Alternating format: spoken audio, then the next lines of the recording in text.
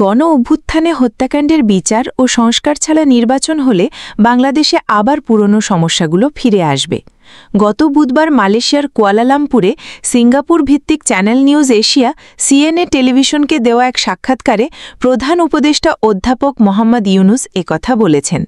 সাক্ষাৎকারে বাংলাদেশে একটি গ্রহণযোগ্য, পরিষ্কার ও উৎসবমুখর নির্বাচন আয়োজনের কথাও বলেছেন প্রধান উপদেষ্টা।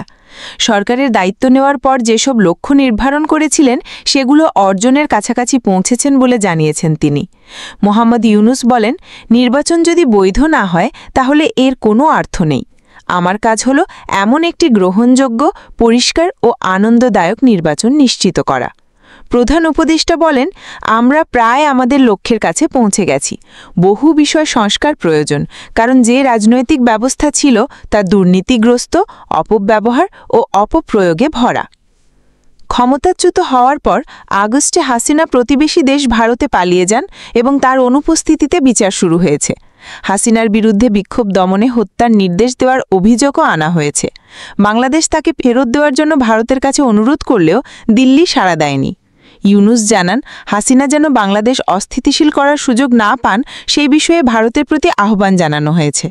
আমরা বলেছি, আপনারা তাকে রাখুন, আমাদের বিচার চলবে, কিন্তু তিনি যেন দেশকে অস্থিতিশীল করার কোনো সুযোগ না পান।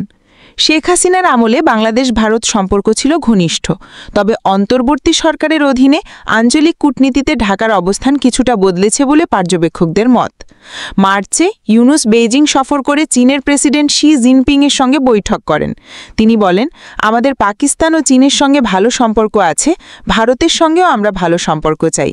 এটা শুধু চীনের জন্য নয়, ভারত বা অন্য যে কেউ এর সুযোগ নিতে পারে।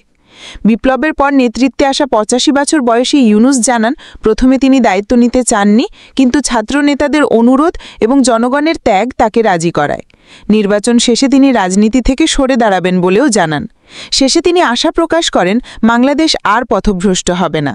যুব সমাজ যেন ভোট দিয়ে তাদের স্বপ্ন ও প্রত্যাশা ব্যালট বাক্সে তুলে ধরে। আমি চাই একটি ভালো সরকার আসুক এবং তা গণতান্ত্রিক নীতিমালা মেনে চলুক।